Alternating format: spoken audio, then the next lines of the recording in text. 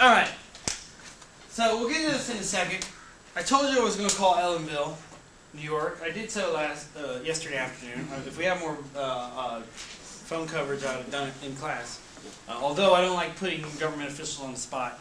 I talked to the mayor's office. They referred me to the building department.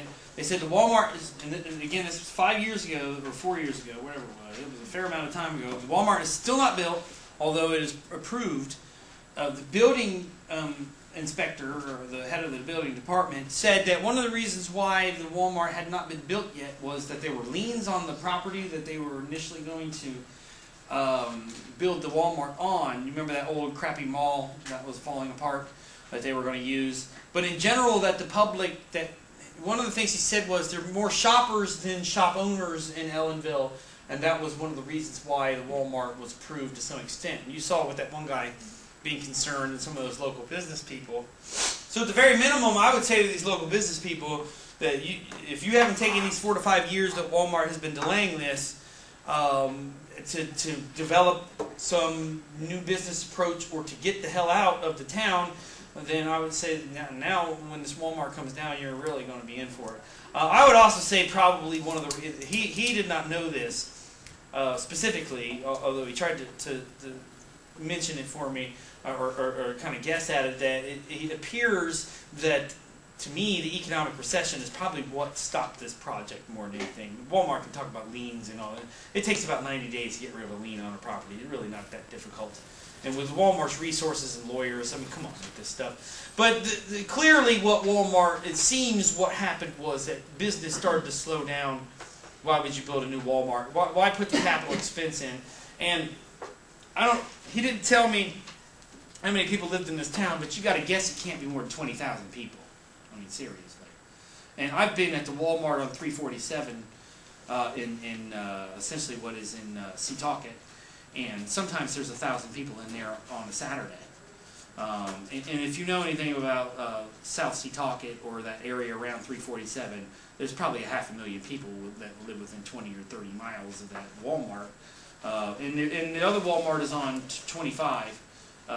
Anyway, but again, so I would say Walmart probably made a quick calculation of how much money we're going to make from this thing versus how much money we're going to spend. Maybe it'd be better. And also, they probably want to let the real estate prices drop around that area, and therefore, I would assume right now Walmart's got to be snapping up land left and right because of how much it's dropped in price. So anyway, so that's the update on Ellenville. And I love doing this type of research when you call people on the phone, especially people in small towns. They're bored most of the day. I mean, seriously. I remember when I got the mayor's number, I was like, the mayor's not going to talk to me, and then part of me said, the mayor will talk to you. I mean, what do you expect? I mean, and I told him who I was. I was like, I'm a sociology professor. I showed the New Age Wal-mart and stuff like that. So it just shows you as well that just because the TV comes and talks about your town, that means nothing. You know, there's this nothing for you financially, and sometimes it can be a bad thing. There was this documentary that was done by Frontline called Growing Up Online, and they highlighted this young woman who had a website, and she made up this persona named Autumn Eddowes. She's from New Jersey. And I was convinced that because, and this was 3 or 4 years ago, I was convinced that because they put her on this TV show, it shows how much people watch PBS. They put her on this TV show that all of a sudden all these people would go to her website, and this is not the case. So I guess with PBS, that's part of the problem. But this was a CNBC special. So the trick is make sure to get on MTV or one of the major networks if you want to get known and get famous. Or be a little sweeter, like Justin Bieber. You can have anything. Willing to assault your own manhood. What is he, 5'2"? Anyway. It's insulting to real people that Justin Bieber has more money than them. I'm insulted by athletes' salaries. I mean, they sit there and talk about $2, $3 million like it's like nothing. Like they're talking about toast or something like that. Like, what? Like, most people in this world ain't never going to see that much money in a bank, okay? I mean, let alone, or like in pictures or something like that. And these people talk about it. And like, show you how much some athletes are away from the mainstream, or entertainers too, of reality. Dennis Rodman just admitted the other day that he's broke and now he's sick, and be like, if he's physically sick, forgive me for this joke, but you were sick beforehand, dude. So I don't know what the hell you're talking about. Okay, mentally sick. I hope you're not physically sick. But if you are physically sick, you probably got it from Madonna or one of these other women that you were screwing around with. Or whatever you're doing, Wilt Chamberlain. So don't come crying to me when you got HIV because you went screwing around and stuff like that. I mean, even Magic Johnson will tell you, it was my fault. I mean, he was having sex with multiple partners with no condom. You can't do that kind of crap in Los Angeles. Dennis Rodman probably lived in Los Angeles, but now he's broke, like MC Hammer. I have no sympathy on MC Hammer. You're an idiot, dude. Seriously, you are stupid. Okay? You're going to go down in the annals of American history as one of the dumbest celebrities that ever lived on the face of the earth. He had $200 million at one point, blew every single dime. And stupidly enough, thought he was going to have a real career. You're not Prince, dude. Okay, so, I'm not sure. He had a great song there, you know, Can't Touch This and all that other stuff, but that was about it. And by the way, that was Rick James's little lick underneath there. It's super freak. You've ever heard that song? Justin Bieber does good with his money. Like, he donates, like, a lot of money. Oh, that's kind of cool. But I would say to him, unless you're donating 90% of it, what are you doing? That's what I would say to all these athletes. You sit there and you say you care about this country, you care about kids' education. Are you building any schools? Because with $70 million, I could build a school like that. LeBron. You know, at least Oprah, she's building schools, but they're in Africa. I would say to Oprah, you're from Chicago. I think Chicago needs some of your money too. You know, this woman's worth $9 billion. Okay, she could take over an entire school. She could pay the entire school budget of New York City. Okay. Not only that, what's worse is the mayor of New York. He could write a check tomorrow to stop the budget deficit in the state and close the budget deficit in school. But does he do it?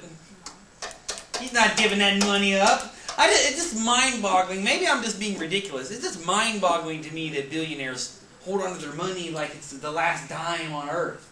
It's like, what are you saving this for, Bill Gates? And he runs an enormous charitable and foundation and stuff, but it's like they want to trickle it out the door. Man, slam $1 billion on the table. You know? And another thing I would say to these people, do you think when Bill Gates goes to a restaurant that he tips $1,000? No. No. And I bet sometimes he tips nothing. Supposedly, Andre Agassi made fun of Pete Sampras. Supposedly Pete Sampras was one of the cheapest cheapskates there ever was. This valet went and got his car. He gave him $1. I give valets more than that, Pete. Okay? And I don't have nearly... I didn't win 14 Wimbledons or whatever the hell you did, dude. I mean, but anyway. That's all. I mean, it is tied into what I think we're talking about to some extent, but it certainly talks about this idea of inequality and wealth. Hits on the social class elements. Here's another element of powerful institutions denying individuals the right to sue. The other thing I remember I was going to tell you was I was going to update you on the Wal-mart, the class action lawsuit by the female employees of Wal-mart, suggesting that they were not only harassed, but more importantly were passed over for promotions and raises. And that was taken up by the Supreme Court in April of 2011. They came out with a decision in July 20th. Whether or not, basically what happens with the Supreme Court is the appellate court made a decision. Whoever was mad about the decision appeals it to the Supreme Court. The Supreme Court decides whether or not to hear the case or not. So if they refuse to hear the case, they're essentially affirming the appellate court's judgment. Okay? If they agree to hear the case, they're saying that the appellate court may have made a mistake or we should take a better look at it. Right now they're engaged looking at this Obamacare bill. And I can tell you right now, with who's on the court, who do you think this bill is going to hold up? I mean, you have two appointees of George W. Bush that are basically the head of the court. You know, this is the same court or a similar makeup of the court that gave George Bush the White House in 2001, in January or February 2001. It appears at the very minimum this individual mandate, which I don't like, or as a moderator it bothers me, that the federal government's forcing people at gunpoint essentially to go get health insurance. I don't think that's a good idea. You know? What if you're single and you only have one job? You are screwed. I don't think anybody's got $7,000 or $8,000 extra just to throw away in health care. Okay? And I would say you want to solve the healthcare problem? Quit allowing hospitals and doctors to double bill. Quit allowing insurance companies to engage in fraud. You need to tighten up Medicare and Medicaid. What drives healthcare cost up is not only the fact that new technology comes along, that's one element of it. More importantly, that Medicare and Medicaid are willing to pay over and above what the going rate of medicine is right now. That Medicare doesn't give a damn. If a doctor says open heart surgery is $100,000, that's what Medicare pays them. They don't even negotiate with them. Think about that. And with how many open heart surgeries that they perform, does it really cost $100,000? I know it's a complicated procedure and a lot of bad things can happen. And I would also like to say to doctors, you're part of the problem. You are a big part of the problem. You do unnecessary tests. Someone comes in with a broken leg and you give them an MRI. I would say on top of not only the expense doctors create, doctors are creating drug addicts in this country. Whether they want to realize it or not. Because the new drug of choice now for young people is what? Well, it's pills. Nobody's shooting. Why would you shoot heroin? Some people still snort it. They snort this white, pure white crap. Why would you take the risk of overdosing, getting hepatitis, getting AIDS, having to go get new needles? And most people don't. I'd venture to say probably 80% of the people don't want a needle anywhere near their arm. I don't. It makes me nauseous just to think about having my blood drawn. Well, I don't know about you guys. That's why I'm not a doctor. It's one of the many reasons why. Anyway. But still, you know, that doctors are getting these people, and not only kids, but older people addicted. You know, somebody 62 goes in for a hip transplant, and they give them morphine. It's like, what? Now, part of this has to do with the way Americans view pain, that pain shouldn't be allowed to exist. If I'm wealthy, do something about my pain. Seriously. I don't want to suffer. I'm an American. I don't suffer. Not when we have drugs to get rid of it. But I think they should take a lesson from people that, like when morphine came around after the Civil War. They called it the second scourge. The first one was alcohol. The third one was cocaine. Okay. And I'll tell you right now, every single illegal drug that you know, except for marijuana, was designed in a laboratory. From crystal meth to LSD to psilocybin to heroin and to cocaine. Every single one of them was made by a doctor or a scientist. And they were used by doctors like Freud. Freud used cocaine. He used to inject it and get all whacked out. So anyway, so part of what's going on with the Supreme Court and this healthcare bill has to do with these high costs. And part of it has to do with the recklessness of what goes on in doctor offices and hospitals and things like that. Okay? So anyway, not even mention how doctors behave. Some unscrupulous doctors behave when somebody's injured from an accident. And they'll make up x-rays with somebody's broken leg when their leg's not really broken. This stuff goes on all the time. Lawyers have doctors they know. The lawyers will go, hey doctor, here's $50,000. I think I'll keep you on retainer. When I need somebody to come in and they're not really hurt, you need to make stuff up. Okay? Stuff do this kind of stuff. Anyway, so back to this court decision. So the U.S. Supreme Court has thrown out the largest sex discrimination lawsuit in American history, so they threw it out. A nationwide class action lawsuit brought against Wal-mart on behalf of 1.5 million female employees. The 5-4 decision. Does that sound like that's a good way to have decisions being made? 5-4. I mean, that shows that the court was divided, the lawyers were divided, the public's probably divided on this case. Although I doubt the public's probably way more supportive of the women. I think that also points to the fact that how powerful Walmart is, doesn't it? And how powerful corporations are and the ideas of capitalism are. That the Supreme Court, I mean, it's very minimum, Mr. and Mrs. Supreme Court justices, because there are women on the court. At the very minimum, why can't you consider this case? Why can't you take time out of your pathetically unbusy schedule to actually do some real work? I think part of they need a time limit or an age limit on the court. Seriously, I think after 70 you shouldn't be on the court. It becomes a serious problem. William Rehnquist was dying of cancer and 87 years old and still would not. He was the Chief Justice, would not remove himself. And it was like, dude, how can we get stuff done when you're getting chemotherapy 4 days a week and your brain is turned into mush because of all the poison that's going through your system? I mean, seriously. And at the very minimum, they need 20-year time limits. Because we have people on the court that were born in 1910 and stuff. What do you think their views of homosexuality and sexual discrimination and stuff like that are? I mean, come on! You want to know why the court is, the way it is? That is the #1 reason. Now, luckily, on some levels, but if you're a liberal, this isn't lucky, the 2 members that George W. Bush nominated, if you're a Republican, he did the smart thing. How old were the 2 people that he put on the court, roughly? I think one of them was like 46. The other one was like 50. They could be on the court for 45, 50 years. People are living long. Don't you think so? This is what I love. Average American can't get any real health care, but a Supreme Court justice can get, they'll do everything they can to keep these people alive. They'll give them robotic arms. And, like, for example, Dick Cheney just got a heart transplant. Anybody tell me what happens to people who are 71 and get a heart transplant? Roughly? About 30 to 90 days after they get one. You better go buy a tombstone there, Dick.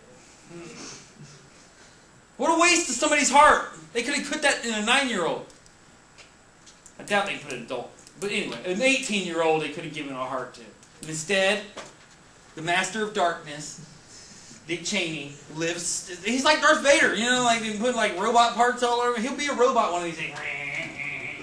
And I've told everybody repeatedly, this ain't about Republican or Democrat. To me, Dick Cheney is the worst American alive. He is a traitor. He is treasonous. He engaged in unbelievable behavior. He manipulated George Bush, and shame on Bush for being the puppet to his puppet master. It is disturbing that this man is American. Okay? I'm expecting him to have a swastika on his arm or something like that. The guy's a lunatic. He's an absolute lunatic. He's worse than Robert Moses. And if you've ever read anything about Robert Moses hated people. I don't even think Dick Cheney recognizes people as human beings anymore. Anyway, although he did change his position about gay marriage, because his daughter's gay. I don't know what that was about.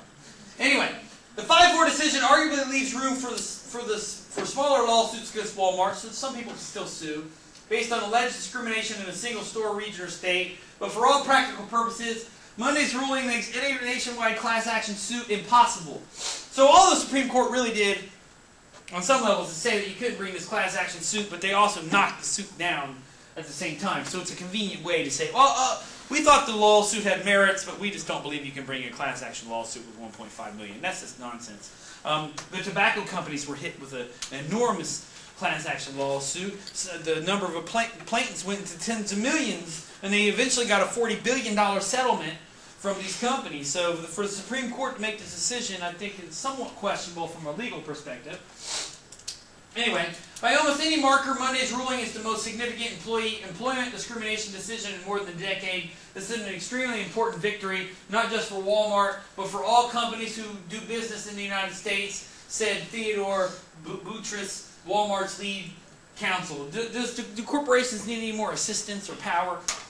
Not in the minds of a lot of people, not according to Arlie Hochschild and a lot of other people who criticize the dominance of corporations. That maybe you want to give businesses more power, give small and medium-sized businesses more power. Give them access to low-interest loans. Do something. Give them tax rebates for hiring people. Because I'll tell you right now, let me tell you what mom-and-pop stores don't do. They don't outsource their labor to India or China or Thailand or Mexico. You can't do that if you repair shoes or you run a laundromat. How are you going to do that? Right? If you run a Subway, even a Subway franchise, right? But if I'm ExxonMobil or Capital One or one of these companies, I told you, if you ever call Capital One, you're going to get an Indian person on the phone. And not that there's anything wrong with Indian people having jobs, but I would question an American company based in America moving jobs away, not because they want to help India, but because they want to do what to India? They want to abuse it. That is why do you think American companies are there because the government is stringent about environmental regulations and enforces child labor laws and overtime laws? No. India's government makes Washington's corruption look slight. Okay? India has a serious problem with corruption. It has a serious problem, especially in rural areas, and reinforcing standards. Have you ever seen this TV show Ice Road Truckers, where they went to these extreme roads in India? They didn't even have rules about how much crap you could put in the back of a truck. Like in the United States, there's weight limits stated on the back of the truck. In India, they were just throwing crap in. And one of the guys from America was like, "You're not going to put all this stuff in my truck." You know, one point, one of the drivers was female, and they got stopped on the side of the road. 300 guys surrounded her truck, and I don't think they were trying to help her out. They had to threaten these people to get away from them. So there are serious problems with reinforcement of regulation. And China's government is right in on all of this stuff. Okay? Anyway. It is a great disappointment, said Joseph Seller, who represents the class of female Walmart employees, but it is not the end of the case by any means. The issue before the Supreme Court was whether female employees as a group can be certified as a single class, suing Walmart at a single trial.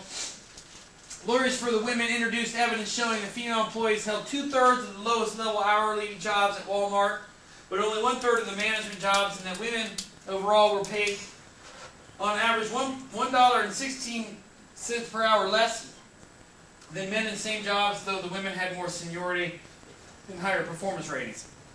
And this goes to the heart of what I'm asking. So you can use this article. I'll send you the link of this one right here.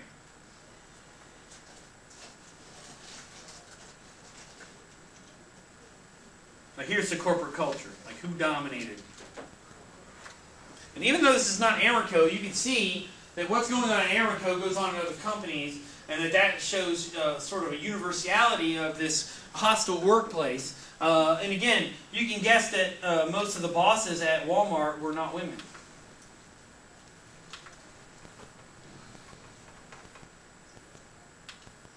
It goes on to say, writing for the 5-member court majority, Justice Antonin Scalia, I believe that was he was an H.W. Bush appointee, or maybe a Reagan appointee.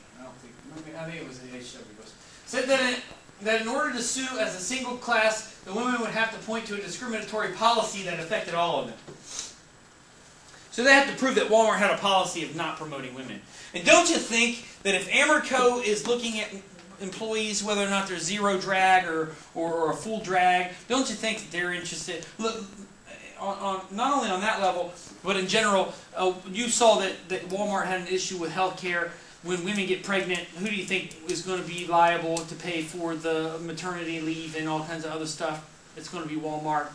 And they don't want to get involved in any of this. So if Amoco is discriminating against women and not wanting to give them family medical leave, and they're a much bigger company, or not bigger company, but a wealthier company on the whole, and their employees make more money, don't you think Walmart is even more adamant about this behavior? And I'll tell you right now, Walmart has been accused of doing stuff like this. A woman will get pregnant, try to ask for medical leave, and they'll fire her on some little technicality. Like she came in late twice or something. Or you didn't do your job right. Or your manager complained about you. Or whatever it is. Seriously. I mean, Walmart doesn't play games. And again, to be fair, Target, McDonald's, on and on and on, all do this kind of stuff.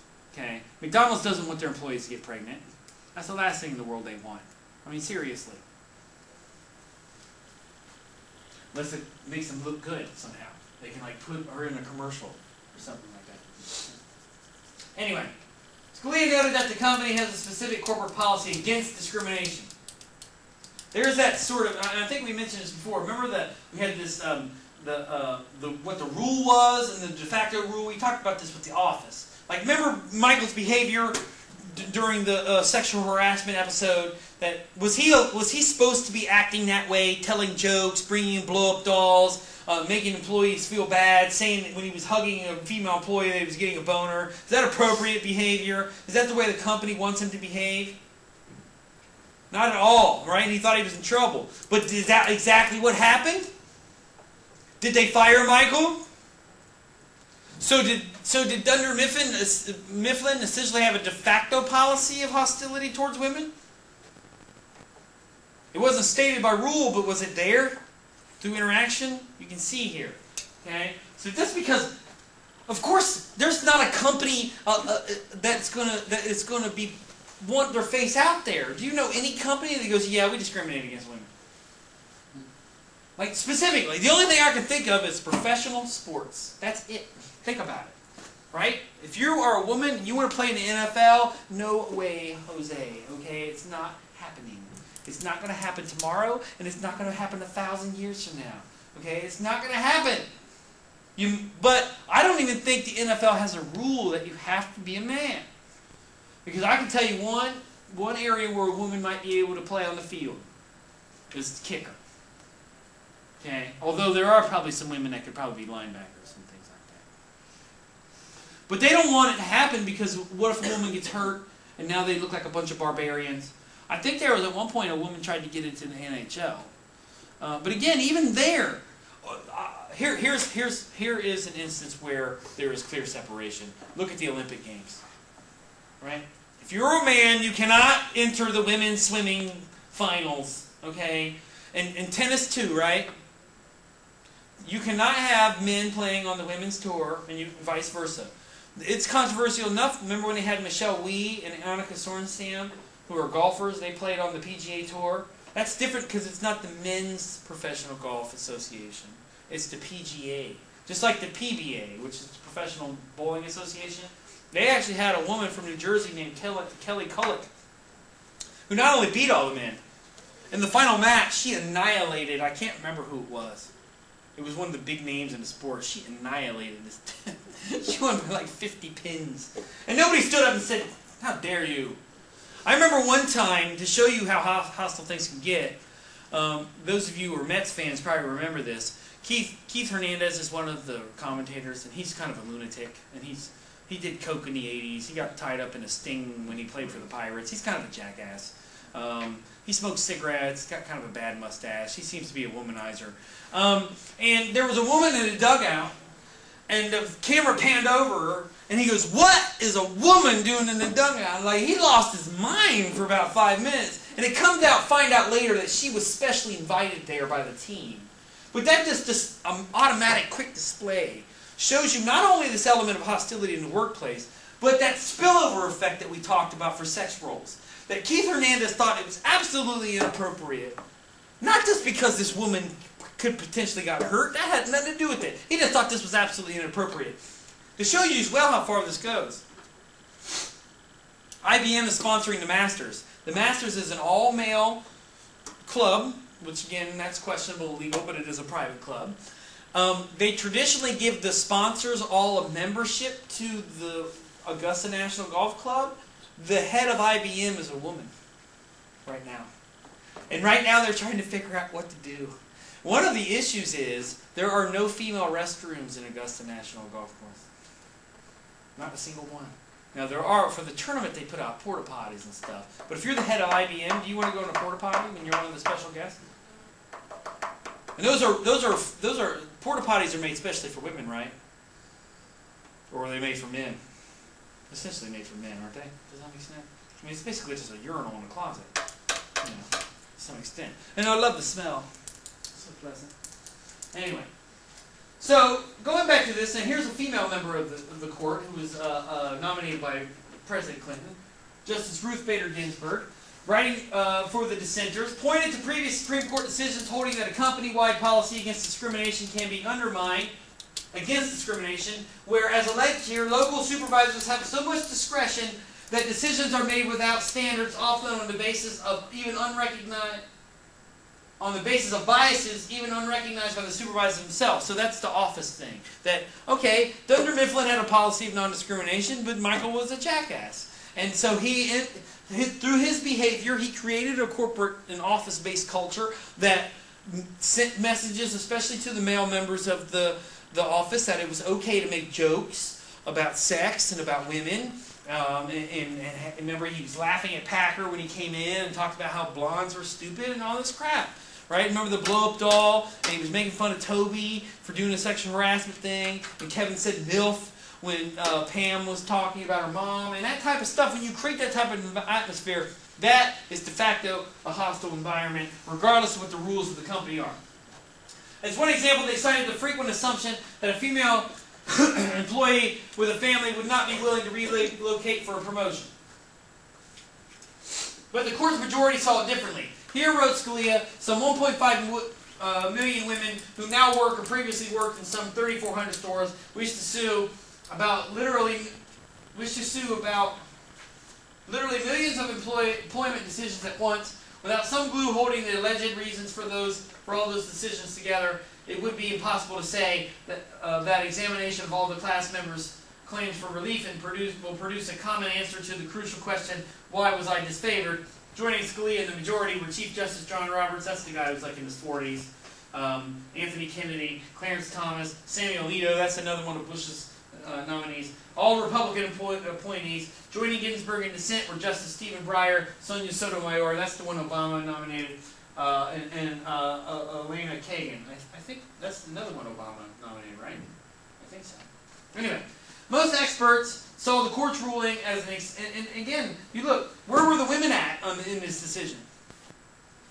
Now, forget the fact that they're Democratic nominees. Okay, that don't mean anything. They're all on the other side of this issue. With one guy. He was trying to get in with them, I guess. Get in their good graces a little bit. Anyway, which is Stephen Breyer, who votes liberally.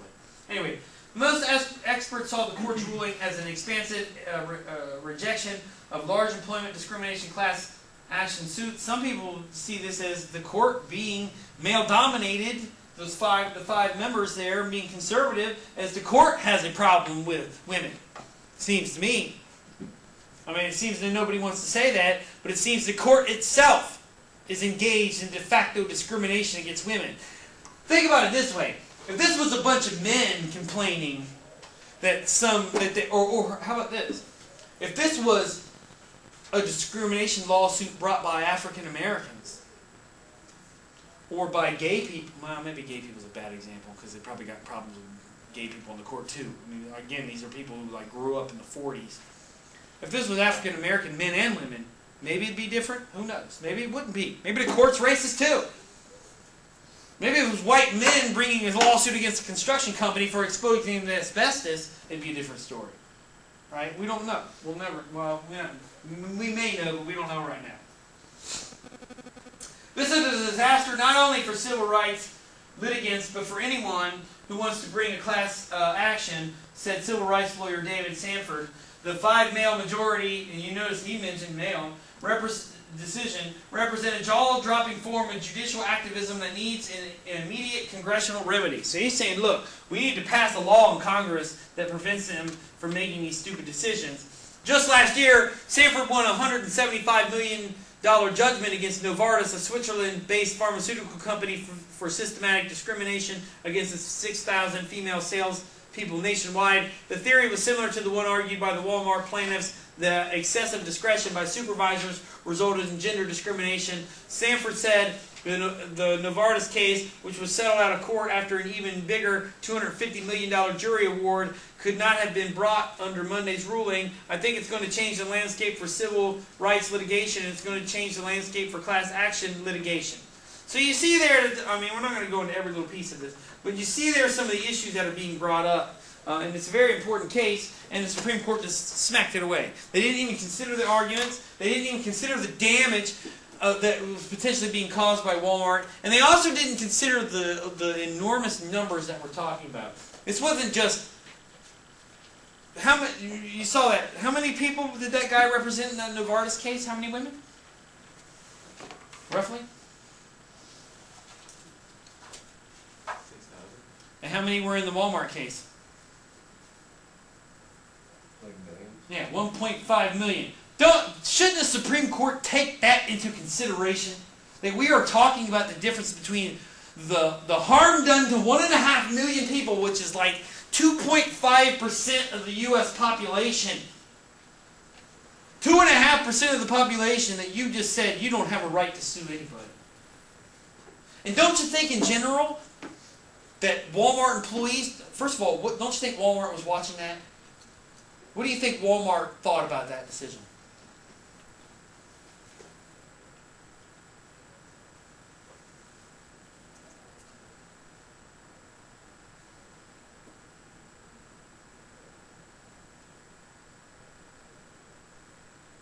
Sit here on the end. What do you think Walmart thought about this decision? They saw it as a victory. Yeah. You think they're going to change their behavior now? They're probably going to get worse. Yeah. Like, man. And I bet they put that decision right up on the note board right in every store. There you go. Skull and crossbones, warning to any of you fools who want to step up and challenge the great god Walmart. I'm going to pulverize you in the dirt. I think Walmart's executives probably are even more emboldened now. Did you see the way we stomped those ants into the ground? And Walmart's never respected their employees in the first place. That's why everybody leaves. You saw that pharmacy merchandising supervisor. She could have eventually, get promoted and moved up. And she left in less than 1 year. She was a woman. So Walmart was probably sending subtle messages to their employees. Don't any of you ever even think about suing this company again. Okay? Because I'll stick my boot down your throat. And when you got the Supreme Court on your side, what's that make you feel like? You have the power. Yeah, you can't be stopped. You're like Lex Luthor with Superman dead. Nobody can stop you. You're Godzilla now. And like I said, Walmart didn't need any help. This is like, you're the heavyweight champion already, and now somebody jacks you up with steroids? I don't really think you needed that. Now you're killing people in the ring, right? I mean, my gosh. Crack, now someone gets you heroin. It's like, man, I don't think that's making the situation better. But anyway. So, and then one last thing I looked up. Remember they talked about that Employee Free Choice Act? What was the goal of that act? What did it say? What did it allow people to do that they weren't allowed to do beforehand? Roughly, just tell me. What did it allow employees of Walmart and McDonald's and other places to do that they were technically not really allowed to do right now? What they want? What they want?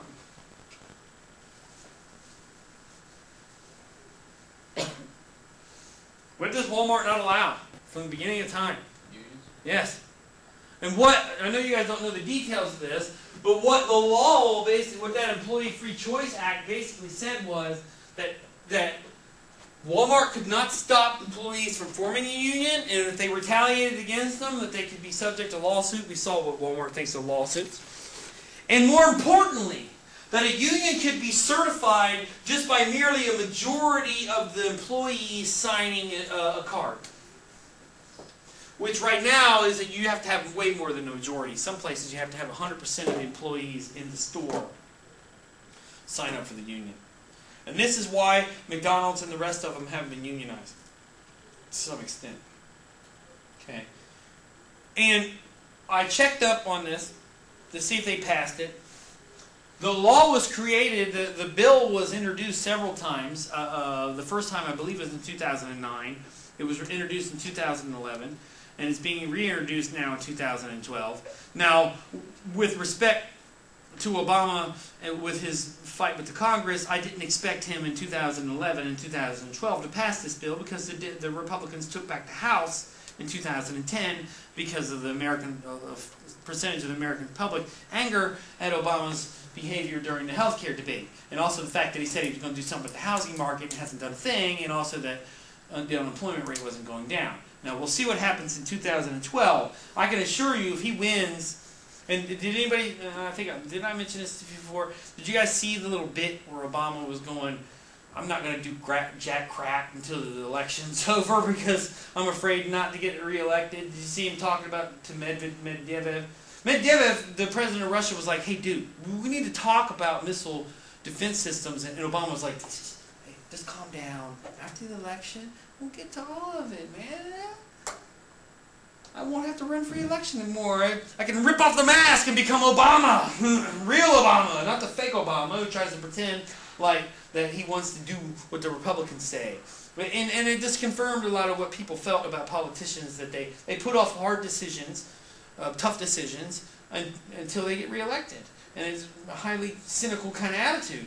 But we'll see what happens in 2012, or after the 2012 election. If he gets reelected and the Democrats win at least the House back, or even get a bigger majority in the Senate, you can bet this bill is going to come back up. I don't know if it'll pass. It's highly controversial. Governors of states, southern states especially, don't like it. You can bet that, don't you think Barack Obama and Mitt Romney are taking money from Wal-mart? I mean, come on. I mean, it's the biggest private employer, single private employer in the United States. You've got to think that they've got their hands in everybody's pockets and their money in everybody's pockets. I mean, I bet they're giving money to Ron Paul just in case. He probably doesn't want it. He probably thinks it's blood money. You gotta at least, even though if you don't agree with Ron Paul, you gotta respect the fact that he's in the race, because he's the only one that's talking about anything different. He wants to gut the defense budget. He wants to get rid of all this bloated spending. He wants to cut bureaucrat salaries. I mean, all this stuff. I mean, you got to realize that people who work in the Commerce Department make $300,000 to $400,000 a year, whereas the average American makes $55,000 to $60,000 a year. I mean, the absurdity of that statement. You want to know why the government's budget is out of control? It ain't just Medicare. The government is out of control. It is absolutely the federal. And think about this: what does the federal government do for you? Nothing would be a good thing, or very little at the very minimum. They try and claim that they're protecting you from terrorists. Well, where were you on September 11th? The hell were you doing? Sleeping at the switch? You morons! They knew that plane was headed towards the Pentagon, and did they shoot it down? Did they try to stop it? Did they intercept it? They knew these people were in this country. Did they try to arrest them? It's absurd. I mean, even the post office is dumb too. I mean, there's your contact with the federal government every day. The dorky, dopey, tortoise, go real slow. Does anybody? What does ever come in the mail? The only thing I get that's good in the mail is checks, and I don't even get that anymore because they get direct deposit. It's nothing but junk, isn't it? Political crap. That's what your government spends your money on. Amtrak, the post office, nuclear weapons we're never going to use in case Martians attack. I mean, the absurdity of this. Right now, the Defense Department is working on jet fighters that fly in outer space. Yeah, that's where Al-Qaeda is, on the moon. We're fighting people that have sticks and rocks in caves, and we're spending $700 billion for a tank that can, like, run through steel walls. I mean, what is this? We need to train people to go in these caves. That's what we need. We need... the only thing the Defense Department needs to do is hire a bunch of people to infiltrate these terror cells. Problem solved, I'm telling you right now. And I still find it mind-boggling that it took them 9 years to take down bin Laden, or more than that, 10. Okay. And they probably knew where he was the whole time. It's always good to have the boogeyman out there because you can justify spending a lot of money. Alright, so I looked over it, it hadn't been passed yet. It has been proposed, that Free Choice Act. So at this point in time, though, it is still not the law of the land, and probably won't be for a while. I'd be curious with what Obama said about when he was sitting there with Medvedev, how he's going to behave in his second term. And I got news for the president. Once you get your second term, you know what they start to call you? They have a very specific term for this. They call you a lame duck. And nobody listens to you anymore because you're not running for re-election. And I think I mentioned this last time. Why is it still important what Obama does in from 2013 to 2016? Why is it still important to the Democratic Party what he does for the next election when Hillary runs in 2016? She's going. Bill Clinton could run anyway. They share the same thoughts and ideas. So yeah. So if Obama screws up in his second term, what's going to happen? Are the Democrats going to win the White House in 2016? No, they're not. Look at Bush. He left office, he thought the same thing that Obama was probably thinking. Oh, my second term, I'm going to tear the mask off and I'm going to let you see who I really am. Here I am, deal with it. Blah. You do that and you end up leaving office with 17% approval rating, 10.5% unemployment, $700 billion bailout for the banks, $800 billion stimulus for the economy. And I don't think there are people in the Republican Party that wanted to deport Bush to, like, Greenland. Seriously. Because they blame Bush for letting Obama in the White House. They don't see anything different. And what is fascinating to me is McCain still came close to winning the election. Even with that moron that he nominated as his vice... Oh my God, don't even get me started. The only one that comes... Although she's not as evil, she's as dumb... Well, Dick Cheney's not stupid, but she's as bad as Dick Cheney. She's dangerous. She's just a dangerous, ignorant person. So, like an 8-year-old with a gun. That's what Sarah Palin is like. I mean, she's waving. She's like 2 guns. She's waving around. Like, remember when Jason Williams accidentally shot his chauffeur? That's who she is. She's Jason Williams swinging a shotgun around at a party while she's drunk. Woo! I can see Russia from my house. Why don't you move there? Anyway, again, this ain't about party. I don't like her. Okay? That's her. John McCain, I have no problem with. Right? There's a real American. Sarah Palin is a joke. Okay? Anyway, to me, maybe some of you like her. Or like to laugh at her. Either one. So she is amusing. It's kind of like Dan Quayle. He's amusing. He's hilarious. You know, I mean, but even he makes Sarah Palin look stupid.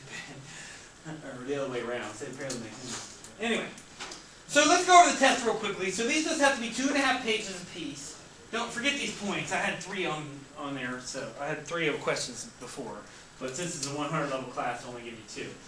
So according to the timeline in the Readings and Intersection Reader, as well as the lecture material, how has the work world changed over the past 40 years? So you can talk about how women have entered the workforce. That's one of the things you want to talk about. You want to talk about how now corporations are much more dominant in the workforce. That's discussed not only in Americo in the first few chapters.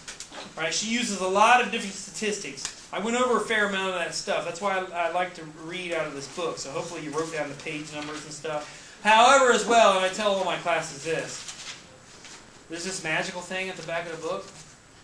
It's called an index. It's better than Cliff Notes, or what's the thing? Spark Notes? Spark Notes, yeah. Yeah, this is Spark Notes. Okay, right in the back of the book. Seriously. And it's better than Spark Notes because it just takes you right to the page, the real page, not some garbage. And and again, I think I mentioned this before, they have Spark Notes for Shakespeare. I find that immensely stupid. Why?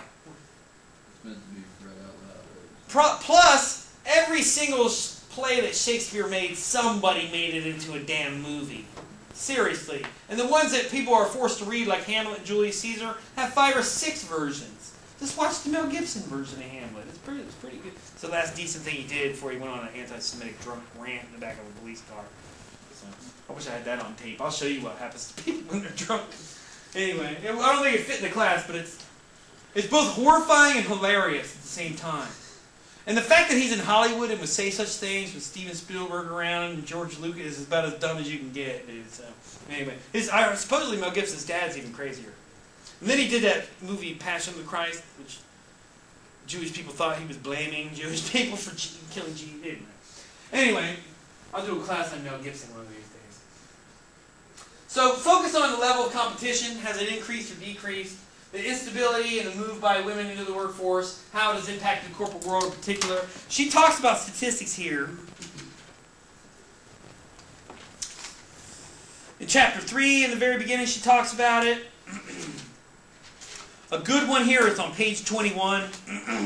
Talks about not only the workforce, but also how Americo changed.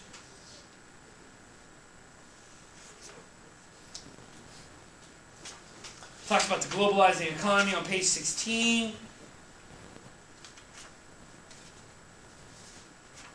Trying to find you some statistics where she talks about the larger economy.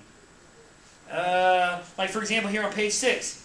Everything I already knew or would soon learn pointed to the workplace as an arena that needed to be explored. As a start, I was well aware that while in 1950, 12.6% of married mothers with children under age 17 worked for pay, by 1994, 69% did so. And with that small statistic, you can make 2 major points. One, that the workforce has gotten more competitive. Why? What causes competition for jobs or in baseball and other things like that? Well, yeah, that's first of it. Things like salary, so higher salary jobs are going to have high competition, and then also the number of people. When you have, let's take a baseball team. You got like 20-some spots on the baseball team. Now there's 5,000 people that want to be baseball players instead of 1. You've increased your competition by 500% right there. Okay, and ask anybody who tries to get into professional athletics or look at American Idol. How many stupid people line up for that, right? How many people make it to the Hollywood thing? 24? 36? Something like that? I mean, it's vicious. I told you the thing where that one guy, I think I told you that, with the college in Colorado, the one guy stabbed the other guy just to be the punter. Just a punter of a D2 school. Nobody, they don't even show that stuff on TV, okay? 40 people show up in the stands. I mean, seriously. And this guy stabbed somebody else over this stuff, right? I mean, the absurdity of some of this stuff. But that's what competition does to people, some people at least. It makes them crazy. The general theory is when you have high levels of competition inside of an industry, you also have a lot of things like cheating, fraud, corruption. Think about this. Why were students cheating on the SAT in Long Island? They can get into a good school. Right. And why not just do it yourself instead of cheat? What's the point of cheating? So you're sitting next to the kid who's going to get 24 and 24. I mean, you'd rather get that. Right, screw it. That I don't want to do the work to actually get to the top, but if I can find another way to get to the top, hey, I'm just being creative. It's your stupid fault for creating this society, not you. But to say, hey, society, it's your fault for putting so much weight on SAT and ACT scores, putting so much weight on getting into an Ivy League school, putting so much weight that when you get out of college, you have to have a good job. It's very materialistic. Materialistic desires drive people to do these types of things. Enron wasn't stealing things from people because they thought it was the best thing to do. They did it because they were under competition. You know? Look at what the Jets did. You think that wasn't fueled by competition? You think they signed the walking circus show because he's the greatest NFL player that the world has ever seen? I can throw a football better than this joker. And he won the Heisman. You know, those of you who don't know what I'm talking about, it's Tebow, right? And why did they sign Tebow? Part of the reason why the people have been saying it is because the Giants won the Super Bowl.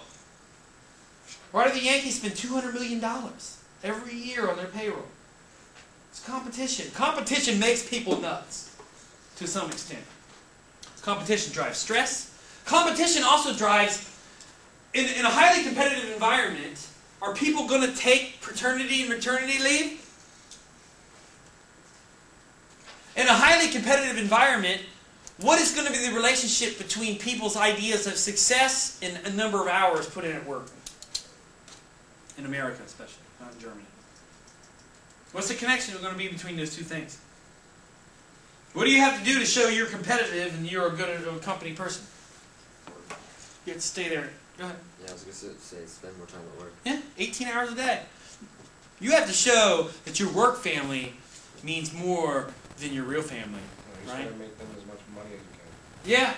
You know, if you're not going to be there all the time, you got to, at least, show that you're doing results. I don't think at Amoco, even if you brought in more money and you were at the office less, I think that would hurt you. And it's not because you brought in more money, but because you weren't there. You remember that one woman was saying, look, I can mow the grass in 2 hours, it takes you 3 hours, yet you are more efficient?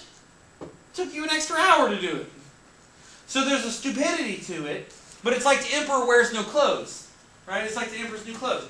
Nobody wants to say the emperor's naked because they know if they do, they're going to get the wrath of the emperor down on them. Right? And so if you've ever read this, it's a kid's story. If you've ever read this story, these idiot tailors come in and they fool the emperor into thinking they have this beautiful invisible clothes. And they tell the emperor, along with all his advisors, that only people who are unfit for their jobs or are stupid can't see these clothes. And so the emperor's like, yeah, look at these cloths and the colors. And then he calls in his advisors because he's trying to test them out. And he says, do you see those clothes? Like, oh yeah, we see them. And so the emperor walks down the street naked. Okay? And who tells him that he's naked? A little child. And in reality, you know what would happen? The father and the mother and the child would be like, shut up, we're all going to get fired. Just let the emperor walk down the street with his willy hanging out. Who cares? Everybody take pictures. We'll laugh at him when he's dead. And you know what's interesting? You'd think the emperor, once the kid said he was naked, would run off. He doesn't. He marches slowly back to yes. It's kind of probably not a kid story of some naked old man wandering around the street. You know? Anyway. It wasn't one of those older... It's like Hansel and Gretel. That's not a good story to tell kids. I mean, they shoved that lady in the oven and burned her alive. Is that the lesson you want? That if somebody kidnaps you, you should shove them in the oven? Maybe. I don't know. Maybe. Who knows? Anyway. Also, the instability and the move by women into the workforce. So talk about that. How has this impacted the corporate world in particular? So you want to talk about things like how it's made it more oriented towards competition, how people are much more afraid to get fired, people feel a lot more performance pressure. I think there's a lot of jealousy between men and women. One of the things, keep a lot of the talk about gender into this question. It's probably a better way to do it. And then how did the competitiveness in the workplace create conflict and resentment between employees? So not only between men and women, but what are some of the other tensions that were created because of this competition?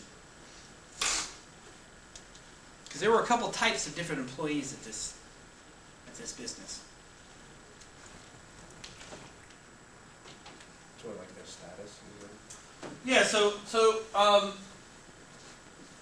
Who had resentment and towards who at the company? Besides men and women, we know that. We covered that. Remember the administrative mothers? Remember that chapter? What was that about? They had the secretaries. Right. Did they get treated fairly? And they also perceived, their bosses resented them because they thought they were abusing the part-time flexible work stuff. Remember the one lady had to give her son a shot and all that stuff, and her boss was like, you got to find somebody else to do this, and then Arlie interviewed her, and she said, well, I probably could get somebody else to do this, but I'd rather do it myself. And you could sort of tell that she did want to be there with her son, but also the fact that she did like getting off work at like 2 o'clock in the afternoon. I mean, come on, who doesn't like that? You remember when you were in high school when school would end at like noon on some days or something, or like next Thursday, or we don't have a way off school that day, right? So, or then on Founders Day. It's not that and you may love school, but I like having free time even better. So would you have a free meal or $10 million? I think I'll take $10 million. I mean seriously, there's good and there's better. Okay. So for the lower level employees, there's a lot of resentment. How about people with different philosophies about what work should be? Was there tension there? I just mentioned it. What was one of the main areas of tension between not only just male and female employees, but male and female, about what success was at the company? Did everybody agree on this, that you have to spend 18 hours at work, and that was a sign of success? Some of the men thought that was bad, right? How about how the men who had traditional households, how did their wives feel about their behavior? I read this on several pages, actually. How did their wives feel about their behavior? How did their children feel, too? They felt like they weren't spending enough time at home and they were just like escaping to work. Right, that the work became a mistress and stuff like that, right? And the kids, said that too. And some of the executives admitted to themselves that I didn't do what was right for my kids. And here's the problem. If you insult a friend and they get mad at you and you're not talking to them for 2 years, you lost some time with them, but you didn't mess up their development. With kids, if you neglect them from the ages of 3 to 15, there's no going back on that. There's no making that up. I don't care if you buy them a brand new Lexus and a new house and take them to Europe or spend every waking minute with them. You will never get back that. I always try and warn parents about this stuff. With kids, because their development is linear from being young to being old to being immature to being mature, when you mess up at crucial points, you've messed up. And not only have you messed up your life, you've messed up their life. And if they're in a relationship with somebody, you probably messed up their life too. You remember some of the people there were talking about how their background of their own life was screwing up. Remember the lady who was crying at the refrigerator while she was drinking wine? What did she say her father was? Yeah, well. Right, which probably should be drinking wine. And again, it's one thing to drink because you're hanging out with your friends on Friday night at a bar to have a little fun and relax. Was that why she was drinking? She was drinking as a coping mechanism, which that's the road to addiction right there. That when you feel bad, you drink. When you feel bad, you eat food. When you feel bad, you do heroin. Whatever the hell it is. Take a pill. Have sex with a stranger. I mean, that is the road to destruction. Ask anybody, AA or NA, how they got into this. They say, I just started out smoking pot for fun or snorting coke for fun, and then all of a sudden something bad happened. And I used it as a Band-Aid. And what happens when you put a Band-Aid over a bullet wound? Does it get better? It gets worse. It just rots. Your arm is going to fall off at some point. So there's a level of avoidance. So some of the areas where you might want to look at that is that administrative mothers thing. Remember the thing about the evil eye? That's a good one to talk about. Number 4, with the family values in reverse worlds. You don't have to look at every single one of these, obviously. Number 10, what if the boss says no? Was there also a little bit of racial tension there, even though there weren't a lot of minorities? Let me put it another way. Did Amoco act stupidly towards some of its, especially the black employees? What are some of the things they did? The radio station. Yeah, and the barber and all that other stuff. Remember, they hired a barber to cut black hair. And also, remember the one major employee, the one higher level employee they had who was an African American. Remember, his wife was pregnant, and he wanted to take, I think it was 6 weeks off, something like that. So his boss gave it to him, and what impression did that guy sort of get of why he got it and other people either didn't ask or didn't get it? The men, white men. Because they were like he was intimidating. Well, maybe that's it, but they were certainly afraid of, we don't want to get a reputation that we treat black people differently, or that we're, or it was almost like I want to treat you better than everybody else to make sure that you don't think I'm a racist. You know? Which most people, regardless of what your race is, if people are treating you like overtly way better than everyone else, that's almost as uncomfortable as somebody like yelling things at you. Although that's way worse on some levels, but it's a weird feeling anyway. Like, hey, and some people are like, hey, look at my black friend. It's like, shut up. Like, dude, that's not the only way I see myself, idiot. Right? You know, and I bet stuff like this they'd said to him, like, you probably support welfare, right? Your parents were probably poor. Were you in a gang when you were younger? That's what Michael does to Stanley. He was asking him about some women advice, and he goes, did you learn that on the street, Stanley? And Stanley was trying to get on his good side, so he's like, yes, I did learn that on the street.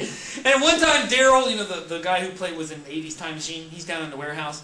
He went down there and asked him something, like, about gangs, and he's like, I was in a gang. He was like, I was in the Crips and the Bloods, and what's the one from West Side Story? What's the ones from? He started naming those. Yeah, he started naming them and stuff like that. And Michael didn't even make the connection, and he was sitting there lying to him. Daryl had never been in a damn gang. It's like, so anyway. All right. Does anybody have any questions on question number 1? Okay, good. All right, got plenty of time here to finish up question number 2. All right, question number 2, you want to use that slideshow that I put up there on corporate culture. Remember the organizational corporate culture? That's also talked about in the intersections reader. Remember the hidden versus real corporate culture? There's one area you might want to explore a little bit. It reminds me of the Office episode or like the Wal-mart thing. There's hidden versus real corporate culture is what we call the difference between de jure and de facto, meaning the stated policy is not to discriminate at Wal-mart. The de facto reality is that they do that all day long. Right? Or like the idea is we're a people-oriented company, but in reality they don't do anything to help people. Remember we compared the culture. What company does have a pretty friendly culture and allows their employees a lot of freedom and a lot of healthy choices? Google. Right. Remember that video I showed you about Google, right? It voted repeatedly the best company in the world to work for. Not because they drive people crazy and they push people to the point of breaking, or because they have the biggest salary. Do you think Google gives the biggest salaries? And this is, I think, something companies have never fully understood. Most people will take 25% less of a salary if the job is less stressful or more enjoyable. Or I get my Fridays half off or something like that, right? Seriously. Or you provide some benefits. You put a daycare center in your workplace where I don't need to pay for daycare? That's $200 to $300 a week that I'm getting extra. I mean, anybody, what's the average daycare go for like a 5-year-old? Like 8 hours a day, 5 days a week. What's that go for? I mean, you're talking, yeah, I mean, you're talking a massive amount of money. So if Google is covering that cost for me, that's essentially like a salary raise. I'm not making $50,000. I'm making $75,000 essentially because I'm not paying for these. And not only that, now my kids are in the building I'm in. So if something happens, I'm right there. Okay. This is also why parents don't mind paying property taxes for school. Because guess what school is? School's a place where you drop your kids off. You don't have to pay. I mean, you pay property taxes, but you don't have to fork over $600 a week. And I can assure you, I don't know what property taxes are high around here, but in general, property taxes don't average more than like $8,000 or $9,000 a year. And so, you know, $600 a week, even if it's just 50 weeks, do the math. It's like $30,000, you know, versus $9,000 or $10,000 to send your kids to a school where they can hang out with other kids or another teacher where they can learn things. They don't learn much, but they learn something. Not in American schools. Like, you guys have to realize, in Japan, 8th grade is like junior or senior year of high school here. They start teaching people calculus in 7th and 8th grade. Most students in this country don't ever take calculus. Not that calculus is some sign of advanced civilization, because I always thought it was the dumbest class I've ever seen in my life. People say, you'll use this some. No, I use none of that. I've never used geometry or any of this garbage, you know. A simple math. Maybe some fractions. Right? Now everything's in decimal points, so it doesn't matter. I always love that stuff, like they try to teach you how to hand tabulate statistics, or like calculators. Don't teach me how to add stuff, just teach me how to use the calculator. Okay? Do you really think that people do long... Like, when I do statistical analysis, I don't calculate anything. The computer does it for me. There's no point to that. Anyway. Alright, so question number 2. Look at that corporate culture thing. And then also discuss who dominated the company and what values did they reinforce in their employees. So not only that men dominated the company, but that these hyper-competitive individuals dominated this company. The people who believe that profit matters above all else. And what was the position of the majority of people, of the executives, about the family-friendly policies? Like, for example, why did they support and implement family-friendly policies? Did they do that in and of themselves because they thought it was a good idea and it would increase employee morale? Who forced them to do this? Where did this come from? President Clinton signed this. Huh? Said that?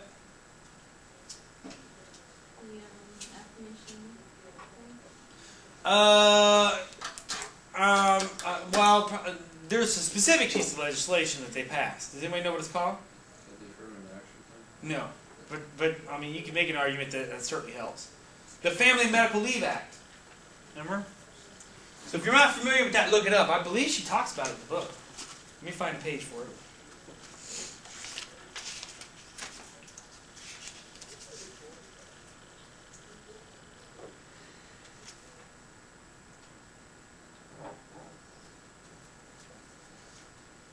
Family-friendly policies.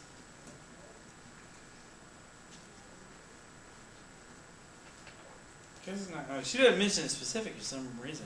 Anyway, it was passed in 1994, I believe, the Family and Medical Leave Act that guaranteed all employees the right to take up to 6 months off paid vacation, whether paternity or maternity leave, as well as flex time and part-time working. So the company was not happy with this. And companies cannot stand when the government comes in and kicks the door in and goes, here's the policy, and implement it.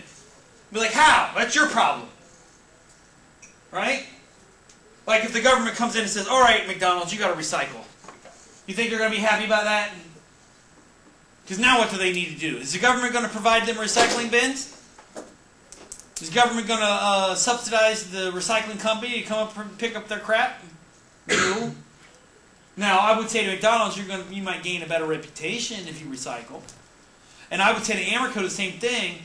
So barring the threat from the government, why from a company perspective would it be a good idea for them to support family-friendly policies, even though they feel that they cost them money? What are they gaining out of this?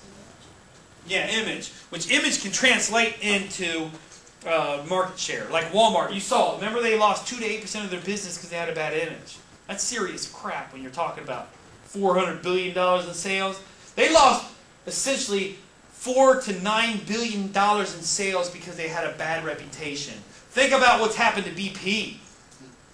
Like, I'll tell you right now, you're not going to see a lot of stations that have the letters BP on it anymore. BP does not want anybody to know that you're buying gas from them. So what they'll probably do from now on is either change the name on the station itself, or just sell their gas directly to one of these, like Wave or whatever these other places are. You don't want a bad reputation. McDonald's has sort of a bad reputation, but for them, McDonald's is a little bit different. McDonald's, people have very kind of deep connections to food. And even though, look, most of us, you know what's in chicken nuggets. It's not good. Okay, this isn't high grade meat here. And Taco Bell is even worse. They got sued because that less than half of their taco meat was actual meat. So there's problems right there, and they poison people with E. coli and things. But so, like for example, with the Taco Bell, they had to do damage control on two things in the tri-state area. One, they had a Taco Bell with rats crawling around in it. You ever seen this video? I'll save you the horror show looking at this. It was on the west side or something like that. In Manhattan. Rats I mean, not one rat. I'm talking 15 rats. Not little ones. They were this big. And they were crawling up on the chairs, and there was trash on the floor. And they were interviewing people, and the guy was like, I just ate there. And they were like, how do you feel? I was like, I think I'm going to get sick. And then on top of that, remember, and this was near my home in 347 in Port Jeff Station, was one of the places where they had an E. coli poisoning situation. And I'll tell you right now, look, even though I expect cheap food, I don't expect to be poisoned. And I don't appreciate it. And so they had to do damage control. Like a lot of companies do this kind of stuff. If there's some kind of situation where they get accused of something like that. So that's a big part. Yes? With Taco Bell, they literally, like, I think it was like 12% of it is newspaper. Or something. It's like filler or cornmeal or something. There's so much filler. It's like they use newspaper, they use all this other stuff. They're just sand. Yeah, that's why if you're gonna get the regular tacos, separate it out with the steak. That's probably halfway real meat. I would say with chicken nuggets, that's pink goo. They like chop things up like these new McBites. I have no doubt that that's scraps of chicken that they shovel off the floor. Chicken talons and like the nasty. Well, that's probably stuff that's on the floor. And I guarantee you, some smart executive came in to the floor and is like, why are you wasting this? Just wash it off. Spray it down, put some breading on it, and run it through the oven. They're like, we'll call them chicken McBites. Like the McRib, that's pork shoulder. And when that comes around, people drive for hundreds of miles. Taco Bell did this type of commercial, and they should, the person who did this should be ashamed, and Taco Bell shouldn't be proud of this fact. You know, now they got these tacos that are on Dorito. Yeah. Before they test market these things, right? So in certain markets they have them, in certain markets they don't. This moron from Los Angeles found out that some store in 5 states away was selling these things. So he packed this car full of his dumb friends and drove 895 miles to eat this stupid taco. These are the type of people I just want to push off cliffs. Because I don't, or sterilize them. I don't want someone like that to breed. I don't want someone with that type of genetic mistake in their brain that they would drive 900 miles to eat trash. I mean, I'll go eat you some trash right now, dude, save you the gas money, man. I'm serious. I have never went to Taco Bell going, wow, that was a great meal. No, it's more like I don't have any money and nothing else is open, or I'm drunk, or something like that, or I'm temporarily insane, something like that. I actually worked at Taco Bell, so I know how they make this stuff. I worked at McDonald's, I worked at Pizza Hut, so I've seen inside the well of souls, or whatever, where they do the damage, where they do, and McDonald's was one of the worst. Like I think I mentioned this to some of you. They microwave everything, or at least they used to. I don't know if they still do this. And they call it a queuing oven. They microwave everything except for the French fries and the nuggets. Everything. The sandwiches and everything. That's why this like cheese gets all nasty. Anyway. So again, and continuing that, how were women treated at the company? So there's when you want to talk about the hostile workplace, the spillover, gender role theories. That's in all those articles. You know, what if my boss says no? All this other stuff. How were the 2 men that took paternity leave off treated by their fellow workers? Okay?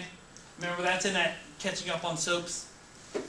Was Amoco a family-friendly workplace? Why or why not? Was it a family-friendly workplace? Just in the way they behaved was it family-friendly. You're shaking your head. Why wasn't it family-friendly? What are some of the things they did that harmed people's ability to have a family. No, well, like they put pictures of their like kids up in front, and it was like acceptable for some people, and it wasn't acceptable for others. Didn't they say that, or am I mistaken this, that they didn't, unless you had it in a frame, they wouldn't let you display it? So that was one element. And if you're a poor employee, do you have enough money? Do you have money to spend on some $10 frame? You know, what else? What are some of the other things they did? Like, they complimented you, wanted you to stay longer. Right, so they enticed, threatened, rewarded you for spending time not only after work, after the weekday, but on weekends too. Right, and holidays and all kinds of stuff. Are they going to let you off to go see your son's baseball game at 4 o'clock in the afternoon? That's not happening, right?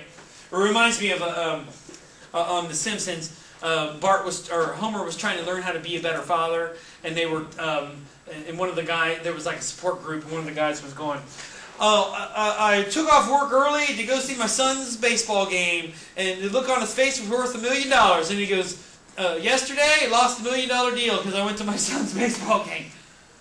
So really, and again, it's not overt, but the gun is in your face. You can take time off. Let me cock the hammer back.